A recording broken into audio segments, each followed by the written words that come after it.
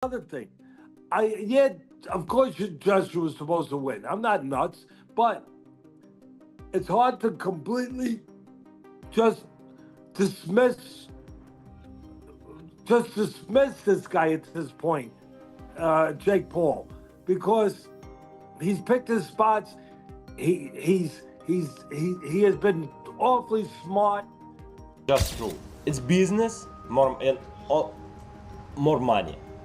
Only this. I think the chances of Jake Paul beating Anthony Joshua, I don't know. He's got a very, very low chance. I can't see any way that Jake Paul can win a boxing match with 10, 12-ounce gloves on with Anthony Joshua. Has delivered a surprising breakdown of the Jake Paul versus Anthony Joshua matchup. He admits that, on paper, Joshua should dominate. His size, pedigree, and skill set put him in a different league. But Atlas warns fans not to completely dismiss Jake Paul. He believes Jake has become far smarter, far more disciplined, and far more polished than people give him credit for. At this stage, Jake understands pressure, knows how to use his speed, and has evolved beyond the rookie many still imagine him to be. Atlas says Joshua is the clear favorite, but Jake pulling off an upset is not impossible, making this fight far more compelling than most expected.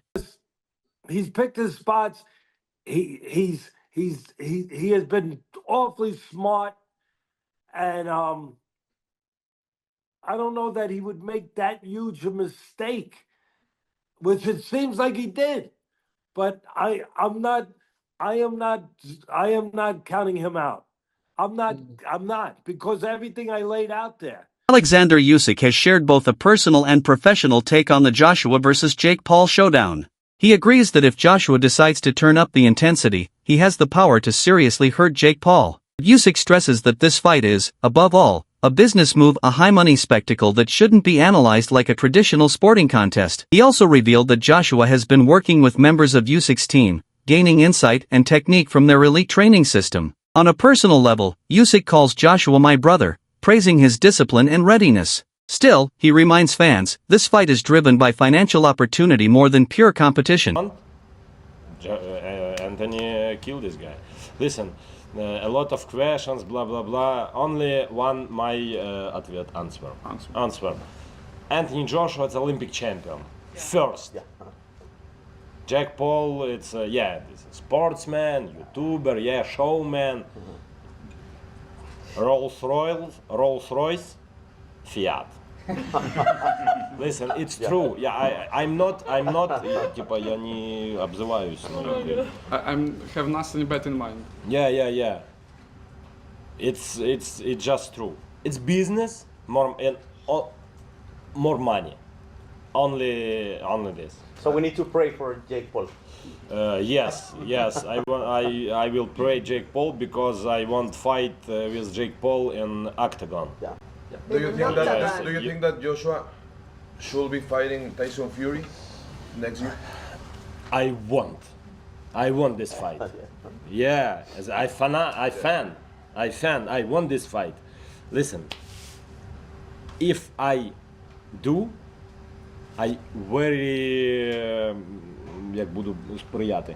I will try to help this. Yeah, I will try to help. Joshua is training with your team. This is my Luke Thomas breaks down Anthony Joshua's mindset as he prepares for Jake Paul. He says Joshua enters this fight with total confidence. He believes he wins under any circumstance. But Thomas warns the consequences extend far beyond December 19th. A shaky performance, or worse, a loss to Jake Paul, would directly impact Joshua's momentum heading into his massive clash with Tyson Fury. Heavyweight boxing does not forgive missteps. Any blemish affects public perception, confidence, and strategy. Joshua understands this clearly, which is why every training session and every decision leading into this fight carries double the pressure. Beat Jake Paul, and stay on track for the title path. Paul were to win, let's talk about this. So if Anthony smashes him very quickly, that's the end of Jake Paul, or at least it seems like a big part of the Jake Paul experiment goes. Right? That's one way that you get it. Or Jake Paul hangs on and does well, in which case it would be huge vindication for him, but it would be a disaster for Anthony Joshua. I think Joshua took this because he feels like he's got a chance no matter what. He can win no matter what. There's reports that his fight with Fury will happen in 26. This would change that if he were to somehow lose or otherwise look badly. right? But they're going to go through with it. They're going to go through with it. They're actually going to do it. I cannot imagine that Jake would win this, or even do well. The guy lost to Tommy Fury, granted some years ago at this point, but still. I'm very surprised Netflix is going through with this. Netflix has got a weird vibe on this, right? They are interested in just putting on big events, whether or not they make sense. I'm not sure what that does for their business. I'm not sure what that does for the boxing business. On the one hand, you do have to give it to Jake Paul. Like people said, you got to fight a credible guy. I never thought he'd fight a credible guy. He's fighting a credible guy. That's definitely real.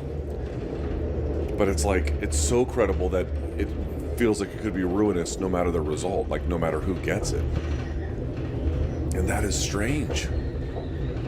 That is very, very strange. I mean, to go from Mike Tyson at nearly 60 to Gervonta, who's 5'6", to now Anthony Joshua, who's 6'6", it just, I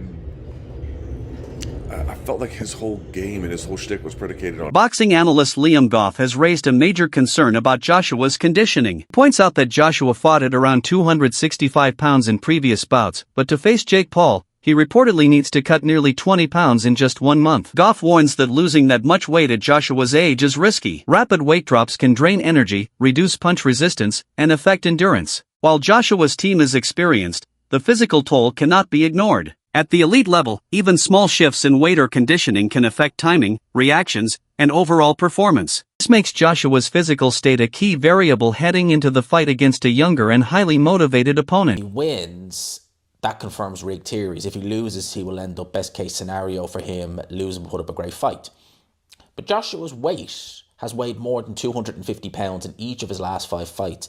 But it is believed that right now he is approximately 265 pounds when he took the fight, requiring him to drop 20 pounds for this fight in the space of a month. Now, you got to bear in mind, right, that's an awful lot of weight for someone to lose who's never actually had to make weight. And for someone like Anthony Joshua, who is never normally out of shape. I mean, he's never out of shape. So when Anthony Joshua's weighing 265 pounds, you're not imagining that he's, fleshy or anything like that. You're imagining that he's solid 265. How in God's name at 36 years old, in the space of a month, are you just going to chuck 20 pounds off you and not have that make an impact? It definitely will. He has not fought more than a year since his knockout loss to Daniel Dubois in September 2024, but Hearn is confident his boxer will make the weight class. There is no weight class, Daily Mail. It's not a weight class. It's a contracted weight.